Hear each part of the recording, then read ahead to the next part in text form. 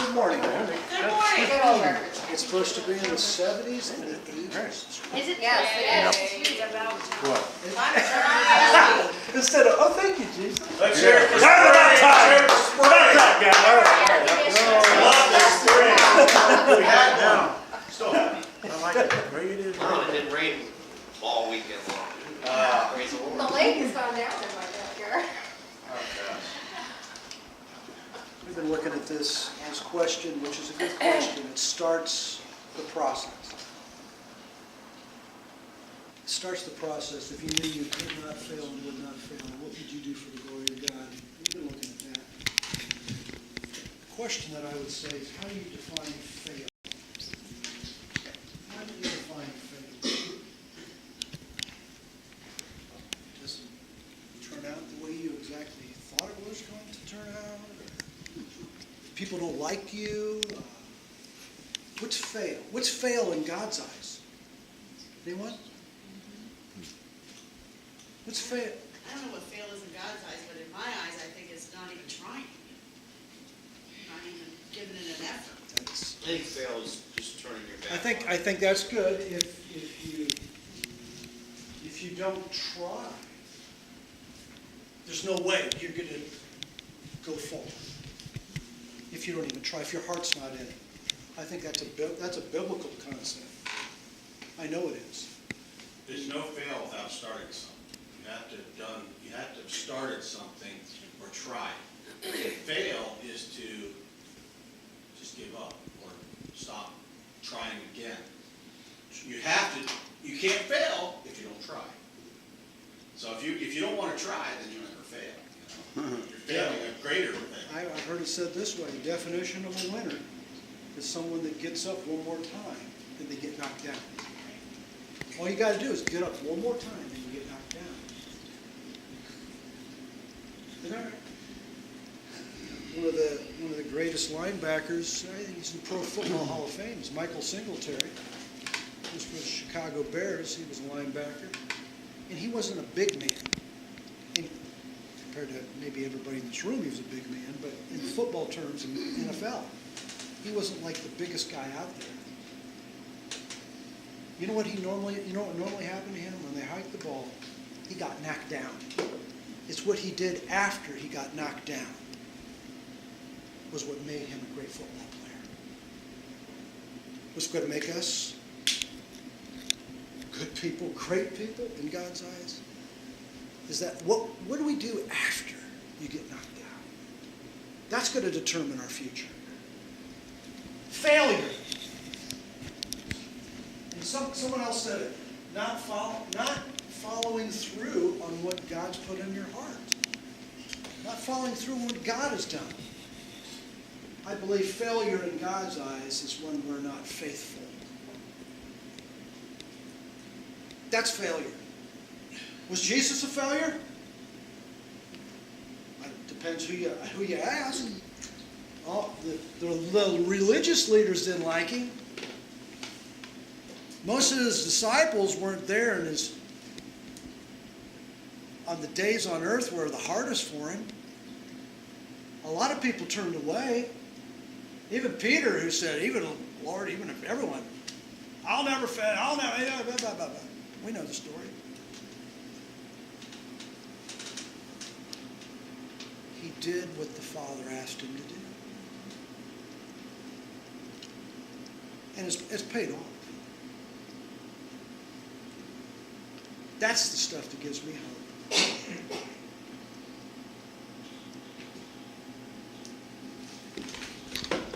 This is a good question to get you dreaming again if you have had a lot of disappointments.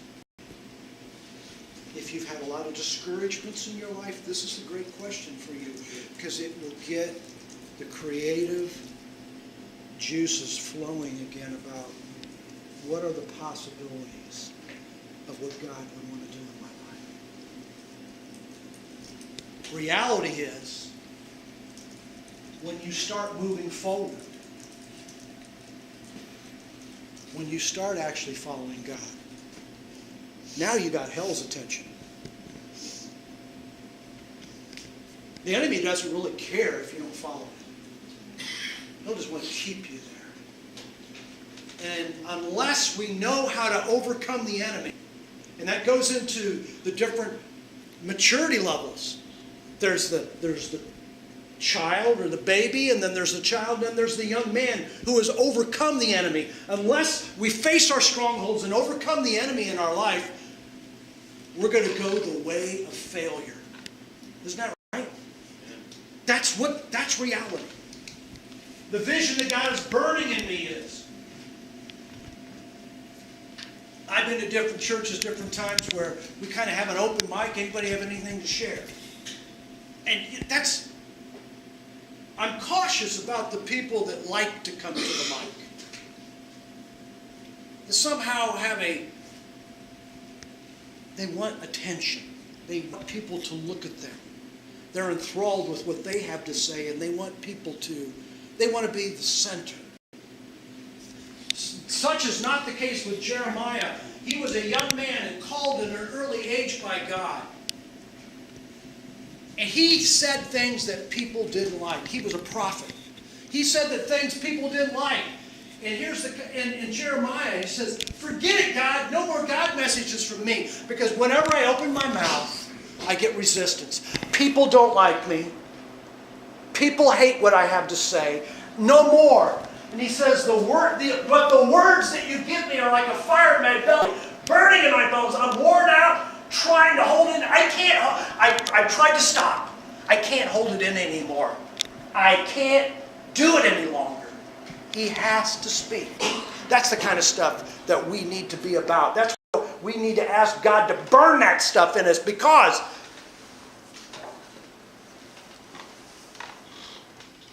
when we are at the forefront of the beginning of a ministry, unless you hear God, you're not going to go through the hard times. Unless you know in your spirit, this is from God. This is really not you. I can tell you that as adversity comes on you, if it's a lot of you in there, you'll just want to throw it to the side. But if you know it's God and you're connected to Him, you'll go on with it. They did studies on people that planted churches, church planters. You know, there's a lot of churches that close every year.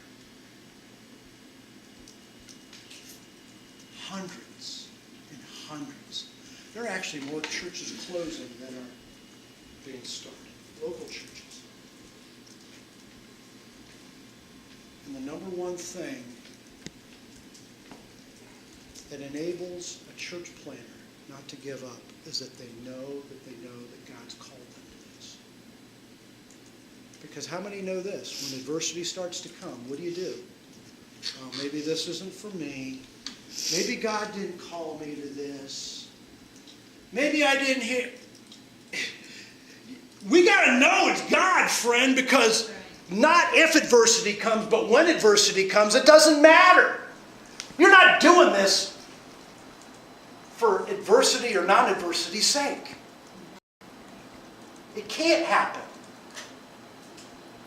That's going to take us through. Who are we and why are we here?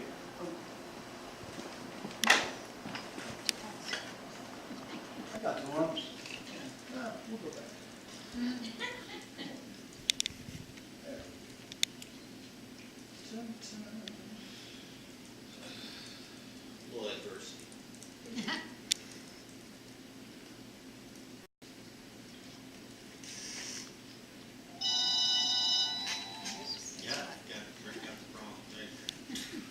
First time the word church is mentioned in the Bible, it's Matthew 16, where Jesus says, "I will build my church, and the gates of hell cannot prevail against it."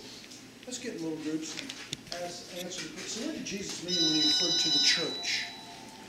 And what was and or is Jesus' purpose for the church, for his church?